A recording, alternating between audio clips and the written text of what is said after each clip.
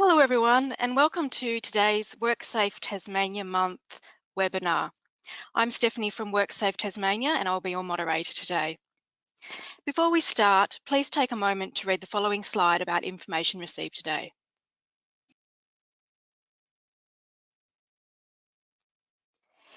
To interact in today's session, please use your control panel to type and submit your questions, which will be answered throughout today's webinar. Webcams will be used only by the presenter and the moderator.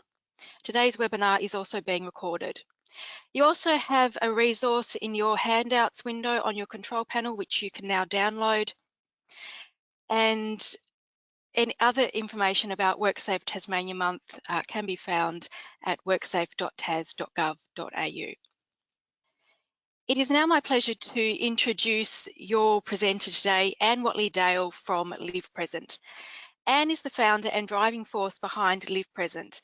She has had a decades-long focus on wellness and communication, working with small to medium-sized businesses, government and multinationals. Her career spans health consulting plus corporate training and coaching in selling customer service, communication and managing challenging customers and situations. Anne is passionate about people and firmly believes we all have a shot at being the best we can be and living the best life for as long as possible. So through consistently weaving wellness, emotional health and communication into her programs, they have evolved into what they are today. Through livepresent, Anne shows how to make the link between emotions and communications and wellness and how it can work for you to achieve success and wellness in life and work. When not working, you'll probably find Anne on a track near Perth's Swan River or Hobart's Derwent, training for her next sporting adventure. Welcome, Anne.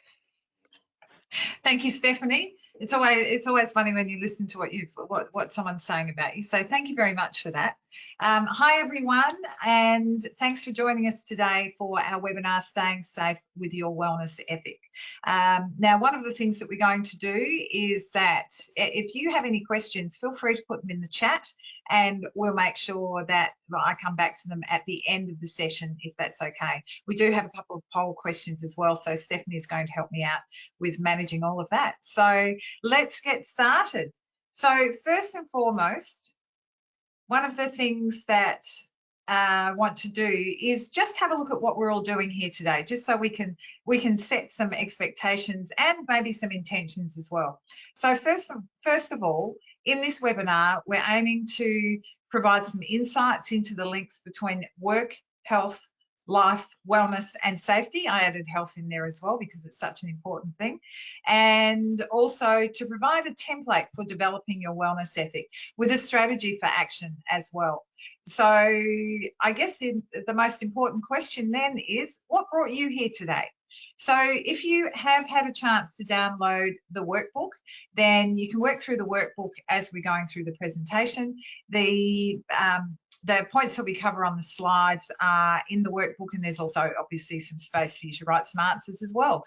So if you haven't got the workbook open or you're waiting for it to be printed, then even just a quick note, just to focus yourself into the room today, if you like, about what brought you here today. Okay, so in the introduction to the program description, if you like, one of the things I said is that returning home safe and well depends on many factors, including our approach to health and wellness. And also that safety begins before we wake and ends before we go to sleep. So what does this really mean in day-to-day life? What am I really talking about? I wanted to start with that because I came to this conclusion a number of years ago when really looking at things like tiredness and how when we're tired and we lose that functionality, that sharpness that we normally have, how that as one particular area of our wellness affects our ability to be safe. It doesn't matter, it does matter whether we're in a car, whether we're in an office or whether we're at home, as far as there are different risks. However, overall, really my take on it is that our sleep is one of our most important things that we're doing to recharge ourselves. And that's why, for me, safety starts after we've got before we wake up and ends after we've gone to sleep, because that piece in the middle is so important. So it's not like, I guess I want everyone to be in that mindset of saying, for me to be safe, it's not about, oh, well, I'm driving to work now, so I'll put on my safety awareness hat. It's about thinking right through from when I'm waking up, what I'm eating, whether that's going to help me to feel good or feel sluggish. All the things that we're doing are a part of us not only being well, also being safe. So maybe that's something to have a think about in your own life as you're working through as well. So, okay, so what is the link between health and safety? Is it as simple as what I've said, that, having a good night's sleep? Well, that's certainly a part of it. It's just not the only part of it. So what I came across, or what I started working with a number of years ago through my background in health consulting, and also working with corporate training and dealing with a lot of people in organisations, and looking at how we work and how we approach health, I started thinking about work-health-life balance, not work-life balance, because for me, in that discussion or description, work-life balance, we're missing one really important thing. And that really important thing is our health, because it's really not possible to have a real level of work-life balance if we don't have our health as well. So that's going back, well, scarily enough, it's a couple of decades now since that terminology started to be used. And it's really now evolved much more into work, health, life, wellness. And that's because balance is one of those things which is quite hard to achieve. It suggests that we've got an equal spread of time or effort into our work life, and an equal spread of time and effort into our outside of work life, or outside of commitments life. And the reality is that's not the case. And if that's what we're aiming for, and we can tick a box and say, I spent 8 hours at work, I spent 8 hours doing my things with the family, friends, etc., and then I slept for 8 hours, well, that might be a perfect equation on paper. However, it's not necessarily a perfect equation for you. So my focus is on work, health, life, wellness, and the biggest thing being that it's really not possible to have work, life, wellness if you're not focusing on your health as well. As a friend of mine said to me back in the early days with this, he said, oh, I get it now. He said, if I'm wanting to spend time at home with my family and I'm lying in bed unable to get out of it because I'm really sick, then that's not really balance or wellness. So that's how I think about it. The other thing that's happened that's been very interesting over this last couple of years, of course, is that the pandemic has redefined what safe and well means. And one of the greatest takeaways, I guess, from that is a heightened awareness about what it means to really be sick. So we've had all of these restrictions for a long time, where if we're unwell, or if we have COVID symptoms, or we have COVID, that we have to be isolated. And the interesting thing about that is how much we didn't do that when we had colds and flus, or we were just run down.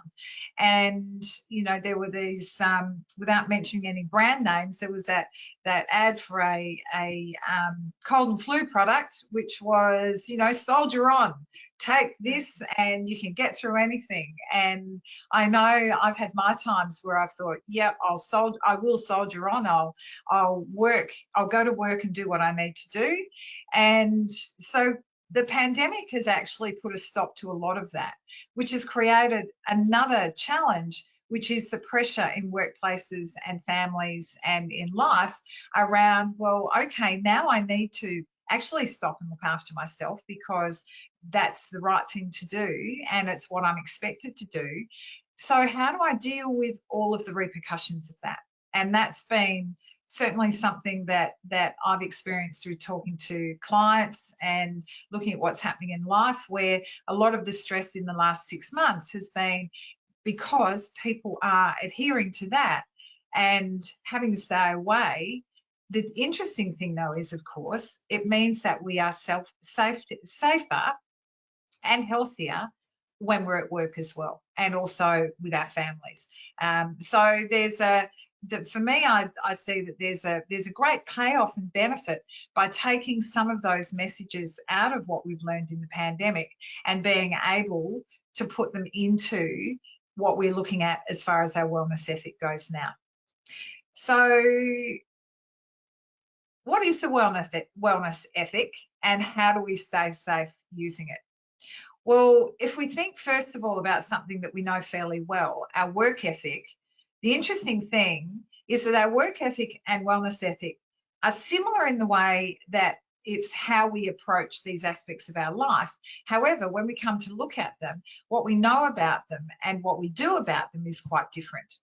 So first of all, when I had a look, I did an exercise a little while ago, and I thought I'll Google definitions for work ethic and wellness ethic. So of course I Googled work ethic, and what I came up with was a lot of similar definitions to this one. The principle that hard work is intrinsically virtuous or worthy of reward, from the Oxford Dictionary.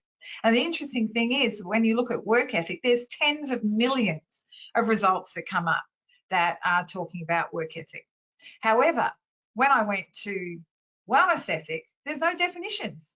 So, and there was basically nothing that came up, which is a bit rare in a Google search to not have that, that squillion number that shows up on the screen to say just how many pages there are related to this topic. So my definition at the moment is the principle that health, wellness, and well-being are essential for living the highest quality life for as long as possible.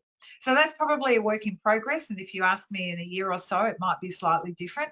However, that's the essence of it. And as Stephanie said in the introduction, that's one of the things that I'm really passionate about, is how we're all able to maximise the time that we have and are able to be as healthy as we possibly can be within all the boundaries and all the things that get thrown at us. It doesn't mean to say that we'll never be unwell. What it means is that we have an approach to our wellness that works around the boundaries of being sick or developing or having some sort of condition or illness that jumps into our lives, either for a moment in time or for our lifetime. So where do we go to from here? Well, the first question is, do you know your work ethic? Now, we are going to answer this in a poll later on. So this is more getting you to think about that. So do you know your work ethic? Probably. That's one of the easy things that we can answer. If you think about it, say, well, I'm punctual, I meet my deadlines, or I don't meet my deadlines. I aim to be polite and respectful to everybody in the workplace, to my customers and clients. I aim to get things done within a certain time frame. So those are the sorts of things that can come into our work ethic. Do you know your wellness ethic? Well, that's an interesting question, and obviously why we're here today. So when you're thinking about your wellness ethic, it's looking at things like, how do I approach my exercise and activity? How do I approach my activity when I'm at work? Am I getting up? I know there's all these signs, and I've been to numerous seminars that say I need to get up and walk around, not just sit at my desk for hours on end. Am I doing it? Oh, I do it sometimes. Eating at my desk, well, I know it's probably not good for me. It's not good for my digestion, and I still do it because I have to get my work done.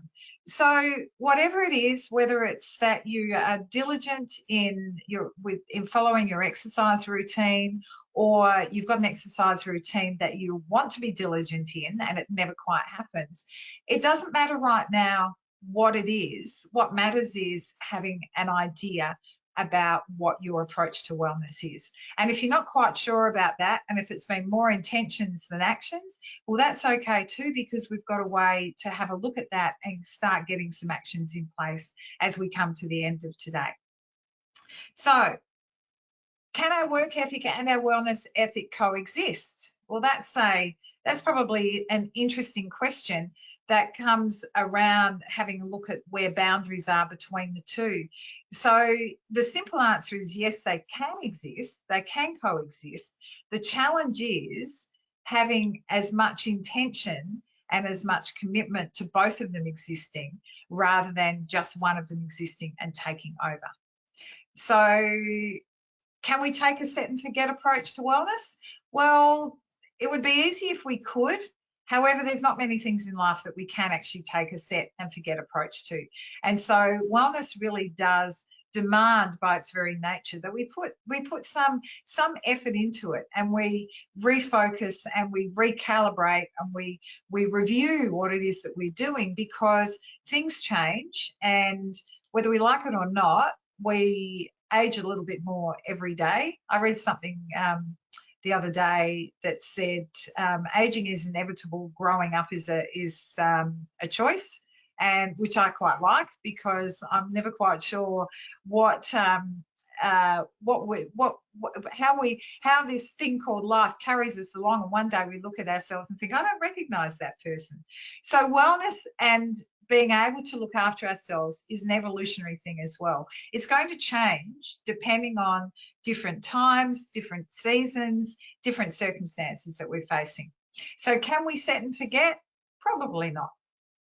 So that brings us to boundaries. So there's in our lifetime, in our lives, in our work at home, there are non-negotiables that we have. So, for example, when we need to get to our jobs, we know that the non-negotiable is that we start at a certain time or within a certain time range. We know that we have certain things that we need to achieve during our day to meet our KPIs, to keep our jobs essentially. And when it comes to our family lives, it's the same as well. Whether we're single, whether we're in a couple or a partnership, or we're in a family or a community arrangement, it doesn't really matter.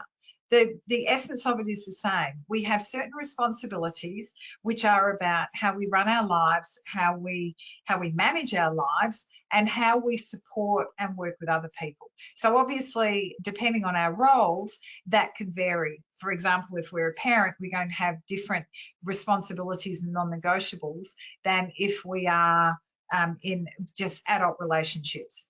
So there's a point where we need to balance flexibility with these non-negotiables, and that can be, if you think in terms of being on that bit of a treadmill at work and you think, I really need to get to the gym, or I need to go and do my exercise, something's going to give. And the challenge is a lot of the time that it's the activity that gives instead of the work. So that's okay for a period of time. Looking after yourself versus meeting a work or personal deadline is something that we tend to need to negotiate on a case-by-case basis. So what I mean by that is, when you do have that heavy work deadline and you were meant to be leaving work to get to do some exercise, well, probably once every now and then isn't so bad. It's when it becomes the norm that what you need to do to look after yourself takes the back seat all the time, then questions need to be asked about, is that because I'm expecting too much of myself? Do I really not have the time? Am I attempting to fit 4 hours of things into a 2-hour time block? Or is it just that I need to maybe reorganize that and reevaluate what my priorities are? And that comes back to other things in our personal lives as well. Again, if we have commitments outside of work with family members or friends, groups that we're involved in, there are certain boundaries that we can push, and there's certain times where we need to take stock and say, actually, I'm pushing this boundary too much. I'm missing out too much on not getting my exercise, spending time at home, whatever it may be. I need to actually take stock of what my focus is for myself. And that's often the biggest challenge that we face. How do I put me first? And that leads me to busyness and badges of honour. So, if somebody asks, how are you? Often the response is, oh, I'm really busy. And what's inadvertently happened in Australia is that we wear stress like it's a badge of honour. It's become this sort of norm. It's been like that for a lot of years now, where it became almost like a rite of passage for how successful or how potentially successful someone was by saying, oh, I'm really busy.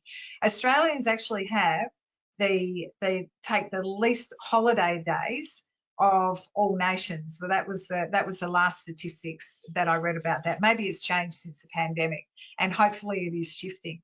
However, this busyness and wearing stress like it's a badge of honour, and going down that track of meeting everyone else's needs first, takes that looking after ourselves and looking after our wellness and puts it on the back seat. So what do we do? Well, there's going to be something that will come in that either we manage or that manages us. And I'm talking about tipping points and balance points. So tipping points can happen when we're sitting and inadvertently we're waiting for a catastrophe. Now, in an extreme, a catastrophe is where we seem to suddenly become unwell. We have an accident, we have we've ignored all the signs that maybe we're starting to get a bit fluey or coldy or I guess COVIDy as well. And then all of a sudden we're really quite sick. The challenge here is to recognise that we generally don't just get sick. We're not a car that if we put sand in the petrol tank, the car just stops. What happens with our bodies is that we put sand in the petrol tank, i.e. we eat a little less well than we know that we would like to or need to, and our bodies keep going because our body keeps recalibrating. It goes, oh, that was a little bit too much of sugar, salt, fat, whatever it might have been, processed, not processed, too much raw, whatever, because it's all anything, too much of anything can have an impact. And the body continually will be working on how to keep a point of balance within itself.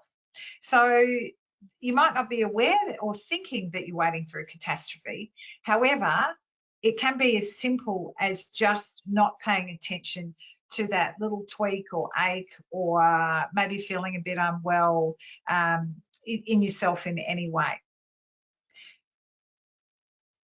The other thing that we can do is, instead of waiting for a catastrophe, which is a tipping point, that pushes us into saying, I don't want to be unwell, I want to be healthy, so this is what I'm going to do. We can look at some balance points and we can say, you know what, I'm actually recognizing that I'm cranky, I'm not sleeping well, I'm eating really badly. I'm eating every time I walk into the kitchen. My hand is going into a jar of something because I'm just snacking. I'm stressed, and when I'm stressed, I snack. So it might be the time to create a balance point and say, okay, I can see these warning signs in me. I know this isn't going to take me down the track I want to, that I'm not going to feel as well as I want to. So how do I get back to feeling in charge? How can I adjust my priorities to feel in charge? Because the thing about tipping points, and when we're consciously or unconsciously waiting for a catastrophe to happen, which slows everything down, the thing about tipping points is that we don't feel in charge. We can often feel like we've lost our voice, that we can't say, no, I can't take on anymore, or I need a break, I need to have a sleep, I need to go for a walk. We find those things hard to do and say. When we're looking at balance points, we're actually getting ourselves back in charge and saying, you know what, I know I need to meet this deadline. However, I also need to get some fresh air, get some exercise, because I know I'll think more clearly. And even though I'll take half an hour out to do that, I'll take 45 minutes less on the job that I have at hand because I'll be sharper. So that comes back to the choices that we make and how we do the things that are going to be right for us. Okay, so how do we develop a wellness ethic then? Well, consistency and engagement are a big part of the key. So I've put this diagram here to describe what consistency looks like, because you can have all of the determination in the world, which is like setting a goal. You can have all the dedication in the world, which is where we continually show up. So you come to the office, you know what you want to achieve. However, neither of those two things matter unless we put in daily effort, unless we're consistent. So putting that into a wellness focus, you can set the goal of being fitter, stronger, and healthier. It might be, I want to be able to walk a certain distance as a simple goal, you can set that goal and you can go and start doing some walking on a daily basis. However, if you don't continue to do it daily, then you're not going to feel that you're not going to be able to achieve the goal or see the results. There's a beautiful video by a man called Simon Sinek, who is a coach, and he's talking about consistency in a leadership format. And he says, when was the time that you knew you loved your wife? And it was a really good example. He talks about, did it just happen or did it happen over time? And then he morphs it into a gym experience in saying, when you want to achieve a certain exercise outcome, and it doesn't have to be at the gym, it could be just being able to walk in a walking event or something like that, or even just being able to walk to work within a certain time frame, or spend some time with your kids and do a walk up Mount Wellington, or to a certain park, or whatever it might be. It's not the day that you start, you're going to be the unfittest of any of the days. When you look at the end, when you've achieved your goal, you're going to have achieved your fitness level or achieve the goal that you want to achieve. What happens in between? Can you see a change every day? Like, is it a case of, okay, I'm going to the gym or I'm going out walking? Do you come home that first day and look in the mirror and say, oh, I can see the difference? Probably not, because what happens is consistent effort produces a result that we notice when we compare one time frame or one date to another date sometime in the future. So it's looking back that helps us to see the progress that we've made and milestones along the way as well. So consistency is the really important thing. So I guess in simple terms, if you want to be able to run a marathon, you don't do all your training on the day before. You do it incrementally. So consistency is one part of it, and it also helps us to be engaged. And engagement is really important, whether it's when we're looking at our work ethic, our wellness ethic, or anything that we're about to have a look at in our different life areas. So what is engagement? I like to define engagement as the energy to be present. It's when we're in flow. It's when things are falling into place, when things are flowing the way that we want them to, and things feel effortless. But the opposite to that, of course, is when we are feeling, when we're just present. And being present, we can be physically present and not really there engaged in our mindset. So engagement is when we are physically present and mentally present as well, when we have the energy to be doing what we're doing and be where we are. Okay, so what are the benefits of engaging fully? Well, one of the greatest benefits is that you're going to be you're going to enjoy what you're doing much more, and you're going to be of much better value and benefit to the people around you that you are spending time with, working with, socializing with your family. There's nothing worse than having a conversation with someone and knowing that they're sitting looking at you and their mind is off somewhere else. So, of course, the other big benefit there is related to safety.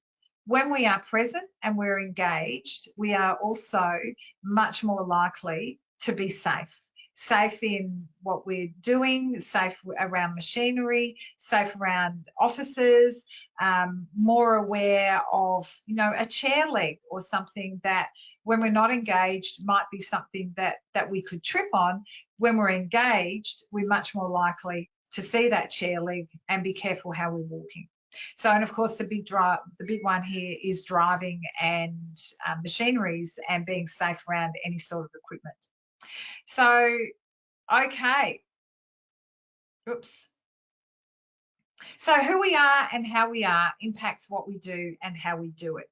That's the same whether we're talking about safety, whether we're talking about wellness, whether we're talking about work, and everything that is in between. How we play our roles in life and how we engage with life and how we look after ourselves. So I'd like to introduce you to the Wellness and Wellbeing Barometer. This barometer is something that I've developed a number of years ago, and it really in response to the fact that when we engage in different roles and we need to be fully in those roles, we need to be able to work out how we do that so that we are consciously playing that role well. So for example, if we're in our work role, how do we engage with that role and as much as possible leave our other roles behind? Sometimes it might be we put on a uniform, we drive to work, we're in that workplace, and that can actually be enough of a separation to allow us to really show up in that role in the way that we need to. And the same in our families, in being able to get home, maybe changing our clothes, having a shower, doing a bit of exercise, whatever it might be, helps us to engage fully in those sorts of roles. At the core of the barometer, though, are 3 areas that I want to have a look at. The first one is emotions. So emotions are at the core of the barometer because emotions impact us from the inside out and the outside in. So when we're thinking about from the inside out, how we are in ourselves totally impacts what we do and how we do it. How we're feeling will impact how we get up, how we approach each role, and it can impact everything from the conversations that we have right through to the quality of the work that we do. So when we're emotionally fit and healthy, we have much better self-talk, we're going to relate to others much better, and we're much likely to engage in our life and our work in much more fully and in a much more engaged way. And we're more likely to take care of ourselves as well, because how we feel about ourselves is going to determine to some extent how we look after ourselves. Not entirely, because we need to be able to push that sometimes as well to be able to become well, and we'll get to that in a little bit later. So showing up and being present in each role, I've already mentioned that to some extent, that our emotions impact how we show up and how present we are. I guess the biggest thing there is realizing that when we feel good in ourselves, we're much more likely to feel good and interact positively and interact well with other people. The opposite side to that is when we're feeling a bit fragile or a bit ordinary or not quite ourselves, then that also impacts how we show up with other people, the conversations that we have, and the outcome of what it is that we're wanting to achieve. So there is a real flow in this barometer from the outside in with each of these areas and the inside out. The next area at the core of the barometer is financial wellness and money stress. So first and foremost, I want to say it's not about the zeros. Financial wellness and money stress have nothing to do with how much money you have in the bank. It's about how much money you have compared to what you need. And I think there's a lot of examples of when we might not have a lot of money in the bank, and yet we can have the highest and most rich life because we're living the life that we want, we're doing the things that we want, and we're not feeling that strain of wanting more or needing more. So it's not about the zeros. However, financial wellness and money stress has a wide range of influence. It's one of those challenging conversations, challenging areas of life that when it's a bit messy, can really have a big impact on us. And that impact can flow into how we show up in each of our roles, how we show up at work, how we show up personally, how we show up in conversations. If we're feeling on the back foot because we've got this negative money conversation or we're lacking financial wellness, that in the background can have an insidious creep across every area of our lives. And the interesting thing as well, of course, is that one of the areas that it can influence is our ability to be well. So when we look at the 5 life areas, our emotional well-being, our ability to play and show up in each role, and our financial wellness all have a direct impact on our life areas, and the life areas have a direct impact on these as well. So let me focus on wellness for a minute. I think it's easy to say, well, okay, wellness can at times cost me a lot of money. And I think we're very conscious of that now when we go to the supermarket and we see, what did I see a number of months ago? I read something that lettuce in some places was $12 for one head of lettuce, and that's a huge stress if we're looking at something like that. So when financial stress is there, it can impact the food that we buy, it can impact the activity that we do, it can impact whether we see our friends, it can impact us in how we feel we're showing up at work. It could be something as simple as, I know I need to buy some new work gear because this is looking a bit tired, I'm not able to, so I'm feeling a bit on the back foot. So even things as simple as that can start to have an impact on our wellness and well-being, because how we present ourselves is how we're showing ourselves to the rest of the world. And if we're not feeling good in that, then that has a direct impact straight back to the core of this barometer. So the challenge becomes, how can I look at achieving a level of wellness and well-being even if I haven't got all of these areas at the core the way that I want them to be? And I think the biggest thing here to be aware of is that ignoring what it is that needs to be addressed, and particularly when it comes to wellness, is not a good strategy. So, okay, so how do we put this all together? What are some strategies for success? Well, I've got 3 questions which Stephanie's going to put into a poll for you to just put some quick answers to. There's 2 or 3 answers for each question. We'll get the results and then I'll come back to you. Thanks, Stephanie.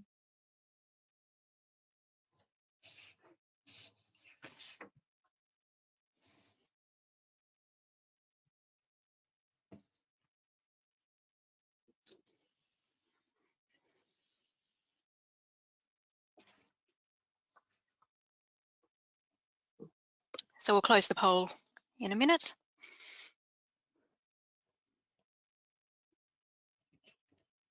Thank you.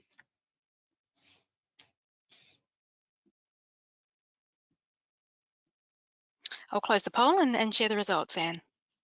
Thank you.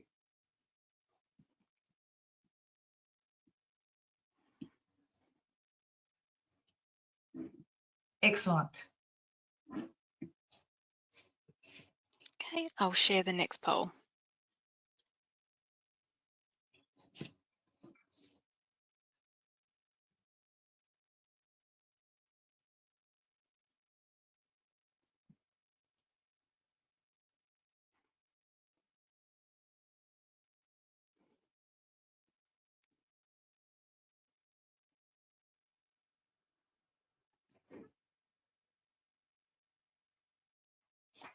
I'll close the poll in a couple of seconds.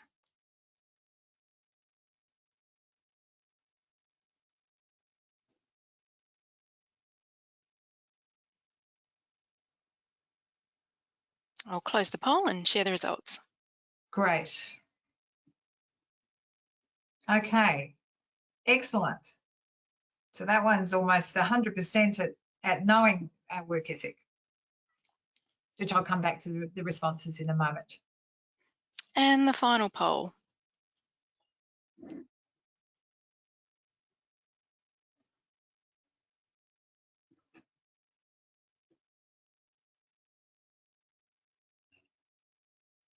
I'll close the poll in a couple of seconds.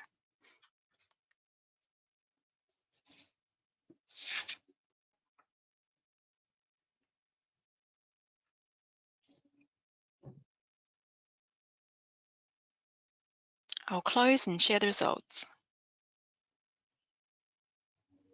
Great. Okay.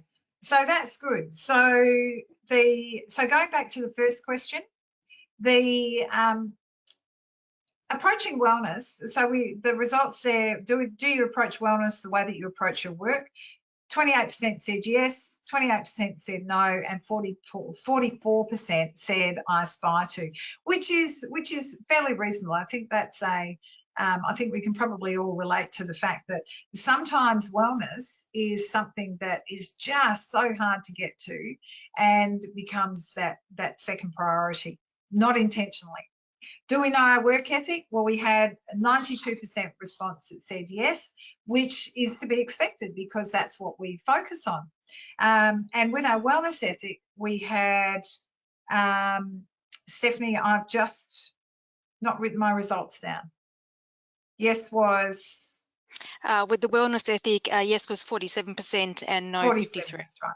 Yeah, that's right. Thank you.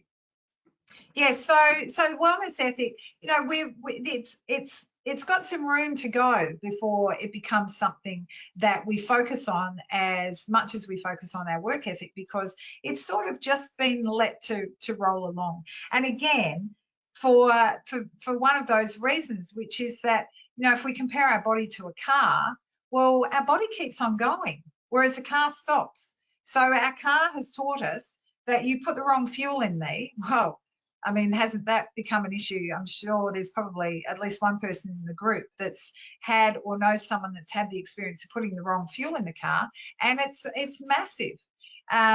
We know we don't pump up our tyres, and the car becomes sluggish and inefficient. You know, I mean, all those analogies that we can have. There's actually been a book written apparently about how you can relate your car and what's happening with your car to your body. However, that would be a whole different topic. So back to what we can do to put all this together. So if we want to have a successful strategy, then let's have a look at developing a wellness ethic of your own. And I've put together just a really simple template, which is the key areas that we need to have a look at, and then we'll take it into looking at an action plan. So a wellness ethic really has 7 key elements, and those elements are related to how we approach these 7 main areas in life. Now, they're not in any specific order, but however, we have emotional health and fitness, including relaxation, activity or physical health and fitness, nutrition and hydration, sleep, social contact, work, home or community roles, whatever the roles are that we play in our lives, and of course financial wellness. So in your workbook, you've got some space either on this page or on page 6 or on the facing page to maybe start writing down some notes for yourself about what these things look like. You know, it could be, what am I doing now? You might, you know, break it up under each of those headers. What do I do? And what am I doing compared to what I intend to do? And right now, there's no wrong answers, and the past is the past. So whatever has been the intention in the past, it's all gone. Even the intention this morning is now not relevant, except for something to bring in to pull something out, pull some learning or some information out of. It's not relevant to right now. What's important right now is being able to say, okay, what am I doing in each of these areas? Is there something I need to do more? Is there something I need to find out how to do this better? So, that's the starting point. Now, if we have a look at each of those areas separately for a moment, emotional health and fitness, the reason health and fitness is in there is just like physical health and fitness, we can have emotional health, and health can be a bit static, if you like. Fitness keeps us stretched and moving forward. So that's why it's emotional health and fitness, and in the same way as physical health and fitness. Relaxation is in there as well. That could include, you know, anything, meditation, mindfulness, whatever it is that means something to you to actually get out of your head and do some regrouping and feel good emotionally and in yourself afterwards. The other areas are fairly self-explanatory. So what I'd like to do is show you a template of an action plan, a really simple action plan. It can be used for so many things. And what I'd suggest that you do is, in changing something to do with your wellness and developing your wellness ethic, get an idea of what you want your wellness ethic to be, and then focus on one thing, just one thing. That was 2 things, just one thing. Starting with one thing that you can get a result on to be able to show yourself, hey, I can do this. Now, it might be that you say, all right, forget about diet and everything like that is too hard. I'm going to work on sleep. I know that I need to sleep 7 or 8 hours a day, because when I do, I function much better. And I need to be in bed before 10 o'clock, because that's a good time for me. And the research shows that getting to bed, as an aside, getting to bed before 10 o'clock or between 10, I think it's 10 and midnight, actually gives you much more quality sleep. So if sleep is your thing, say, well, okay, I'm going to set a better sleep routine. And that might be, first of all, as the 7 points here, the first thing might be get devices out of my bedroom. It might be don't check my phone and turn off all electronics half an hour before I go to sleep, at least half an hour before I go to sleep. It might be make sure that the curtains are closed, or that my alarm is set, that I have fresh air, whatever it might be. Pick 7 things which are really, really important for you as far as what getting a good night's sleep means. And it might just be, 1 to 7 might be, just focus on it, just do it. Like, you've had the plan forever, you've got all of these other things in place, just do it. One point might be no more excuses. The next point might just be no thinking. Whatever it is, sort out the one thing that you want to work on. Give yourself a time frame of maybe starting with a week and maybe over a month, and have something in place where you look at this and say, you know what, I can do this.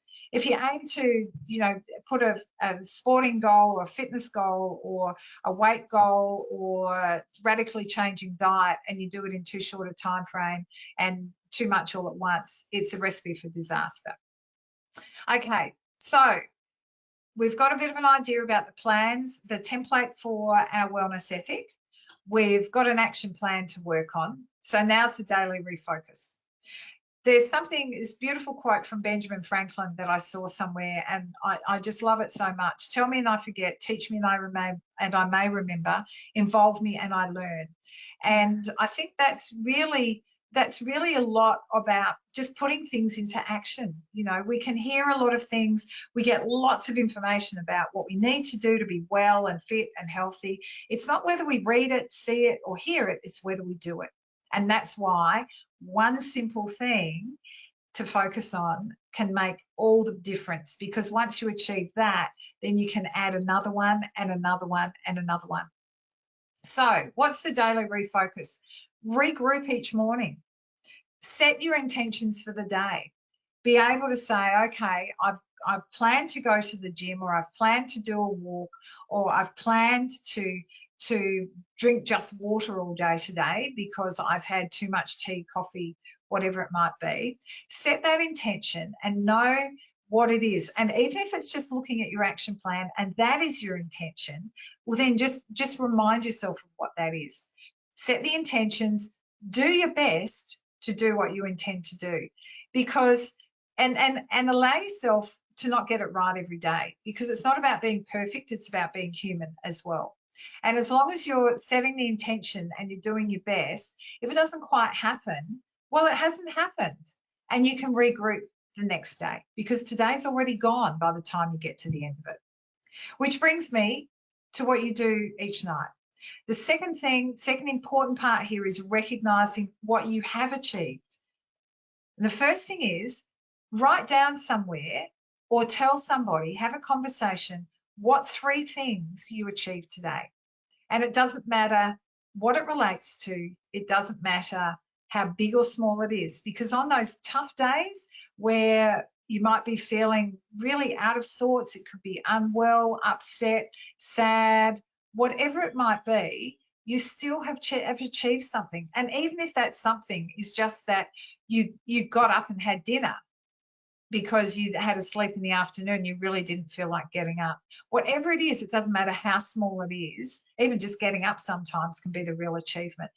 Acknowledge it, because those 3 things are the good things that you can go to sleep thinking about, as opposed to thinking about, I didn't do this and I didn't do that and I didn't do all these other things. The next thing is to ask yourself or think about, what am I grateful for? Because gratitude is one of those things that really helps us to be well. It takes us out of ourselves and helps us to focus on the things around us. So whether it's I'm grateful for my relationship with my partner, my family, my friends, I'm grateful for having a job, I'm grateful for having such a great boss, whatever it might be, I'm grateful to be able to have a roof over my head. Whatever it might be, something to feel grateful for is a really great way to end the day as well. Okay, so that's all great. And we've got what's in the past and we've got now. So we're looking at the challenge that's in front of us, which is to do with change. So the challenge of change is that we have a preferred reality, a current reality and a preferred reality. And there is tension that's between those two. So our current reality is how things are right now.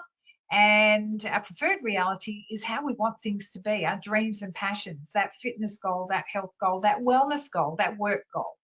So that tension is where it feels really hard. Feels different. It feels like it's a struggle. So what I say to that is different is good. If you're feeling that it's a struggle, well done, because it means that you're in the process of moving from where you are to where you want to be.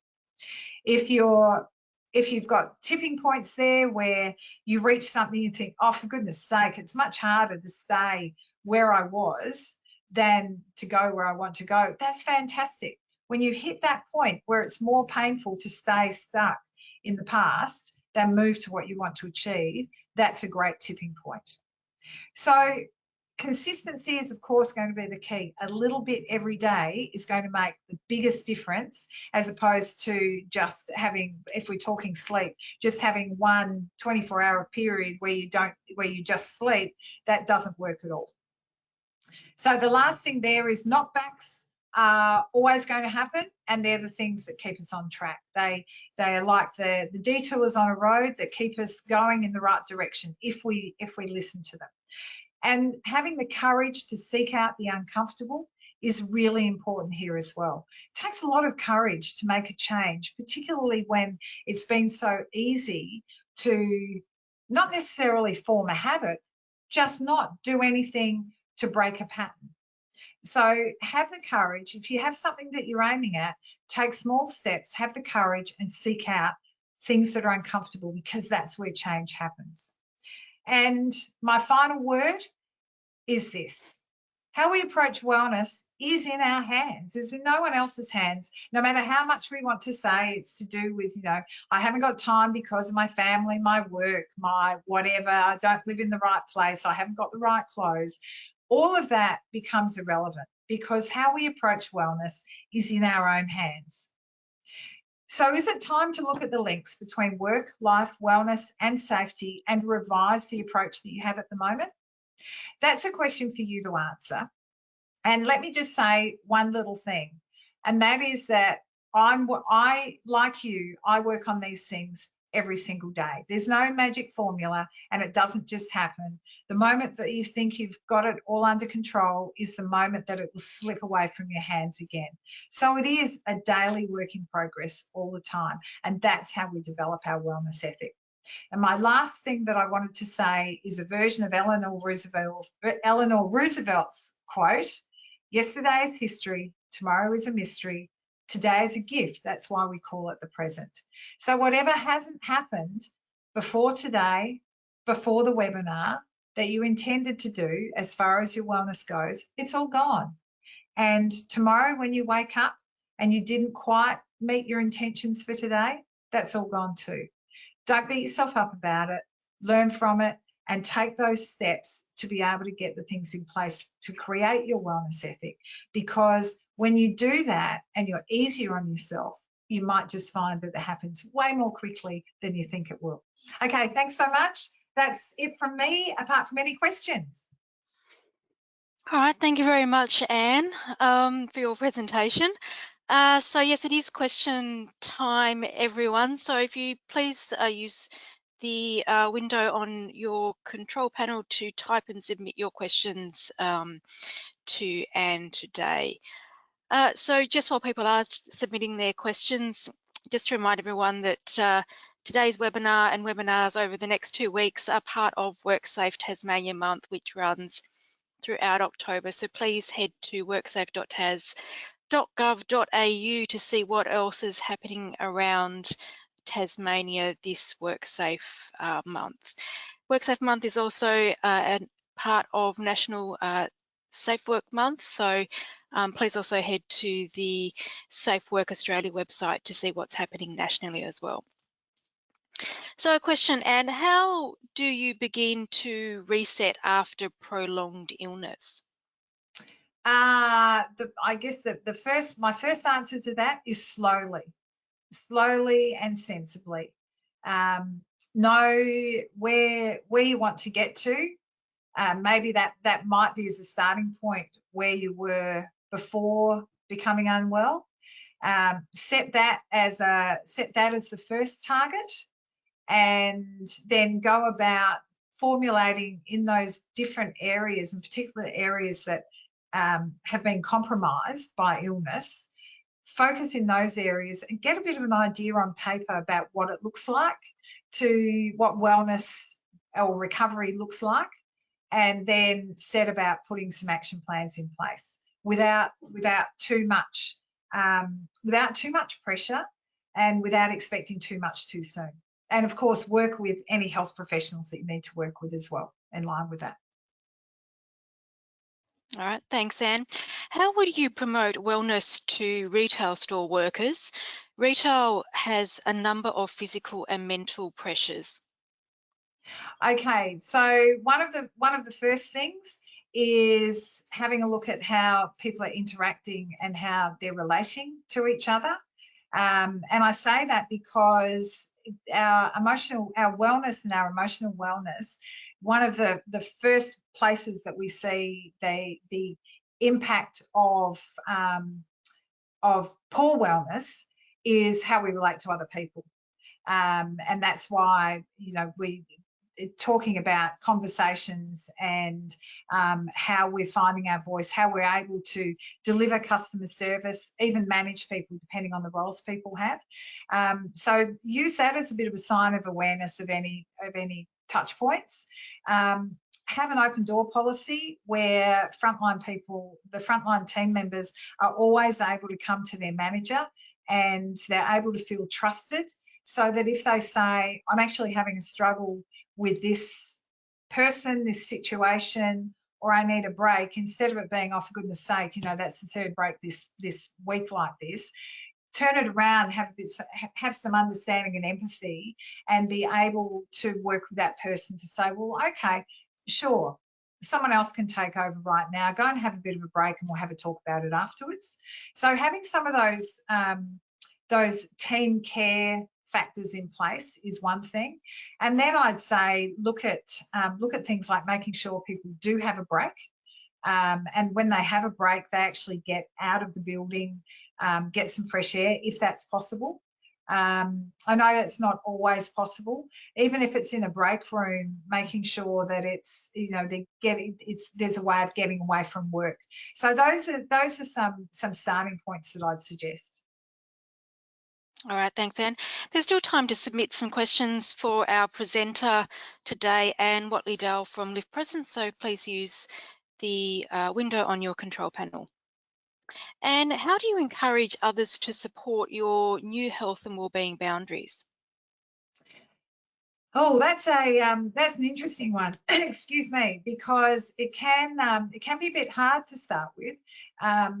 The reason it can be a bit hard is that people around us don't necessarily like feeling challenged by something that you're doing differently that they feel uncomfortable about. And what I mean by that is, and I'm guessing that's where the question comes from, that you decide that you want to change something about how you're looking after yourself, and other people don't want to do that. And I would say it's very much about just quietly doing. When we're setting goals, a really important thing is to not go and tell the world necessarily what we're doing or what we're changing, because that opens us up to, particularly in the world of social media, it opens us up to criticism and ridicule or feedback that might not help us in our quest. So it's better to just quietly go and do rather than and show the results of what's happening. If someone says, oh, you're doing something differently, you know, it might be, oh, thanks, instead of going into a lot of detail. Does that answer the question? I'll say yes. Yes. Another question, Anne.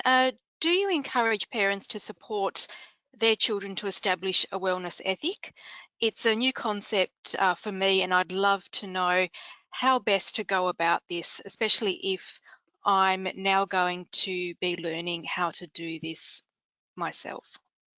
Absolutely. I think that's a great place to start. Although having my own experience of a now 21-year-old who very much grew up with a family that was, at the time we were triathloning, and he was always out and running pram early in the mornings. I'm not quite sure some of the messages have stuck, although, you know, because then personal choice comes in when people get older. I shouldn't actually say that because he is he's pretty good. But yes, introducing these concepts with children, just the you know, there's a lot about, you know, eating better, getting some exercise. Well, if you're making some changes yourself and you start quietly doing them, and then you introduce them to the family and make activity a family activity, I mean, that's been talked about a lot. And the thing is, it's really true. It just shows great benefits. And you might not realize it until suddenly you hear your child at whatever age talking to someone else, and they're actually espousing something that they've learned from you about how to be fit and well and healthy, or take care of themselves. So yes, you know, learning journey, get your ducks in the row first, get an idea of what you want to do, and then bring it into the family. All right, thank you very much. Pleasure. Well, that comes to the end of today's webinar. So thank you to our presenter, Anne Whatley-Dale from Live Present, for her presentation today.